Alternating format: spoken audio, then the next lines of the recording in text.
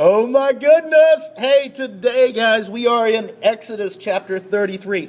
And in Exodus chapter 33, we get an incredible picture of what a relationship with God can look like. It's a really cool thing. They have just gotten through the whole golden cow thing, the blingy thing, and they've gotten through that, and God has told them, here's what I want you to take off. I want you to go on a road trip. I want you to go find the promised land, and I will guide you. Okay, so he's told them that, and in verse 7, here's what I really want you to take from this. In verse 7, it says this: Moses used to take a tent, and he put it up far away from the camp. He referred to it as the meeting tent. So Moses had this really special place, this tent that he would put up just in order to meet with God. He was real intentional about it. He would go to great effort. It wasn't anything that happened accidentally.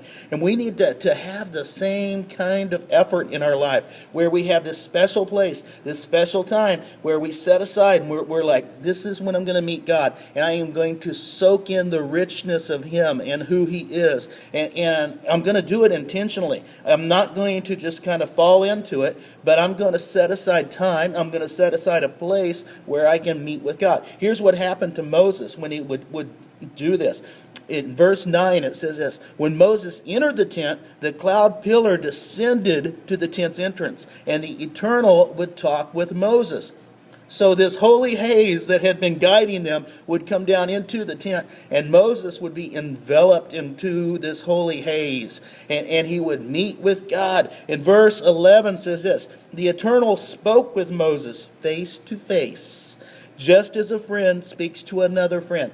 That's the whole point right there. We can have this friendship with God. There's no greater calling. There's no greater title than friend of God. What an incredible thing. We can approach Him and speak to Him just like we would a friend. That's what Moses did, but it was intentional on his part. It wasn't anything that happened accidentally. He met with God, and they talked to each other as a friend talks to a friend.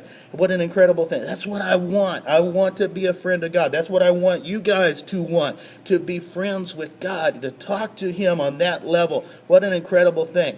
Okay, it's not distant. It's up close. It's personal. It's gut level. It's honest, and it's raw. And then God tells him, "I want you to take off. I want you to lead this people to the promised land." And he says in verse 14 to Moses, he says, "My presence will travel with you, and I will give you rest." And Moses replies to that, and he says this: if your presence doesn't travel with me, then don't lead us away from here. He's saying this: if you're not with us, I don't want to go anywhere.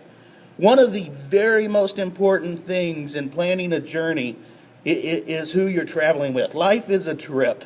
Okay, life is a journey. It's a road trip. And one of the most important parts of the journey is who you travel with. And Moses realized that. And he's saying this: I know we're on a journey, but if you're not with us on the journey, I don't even want to go. And we've got to be that aggressive about it and decide that we're not going to go anywhere without Jesus. If you're not in it, Jesus, we don't want any part of it. If you're not traveling with us, we don't want to go.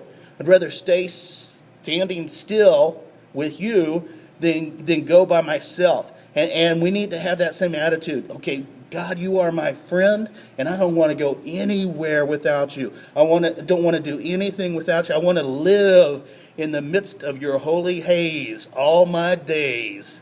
That kind of rhymes. And see what happens, okay? So God bless you guys. Giddy up.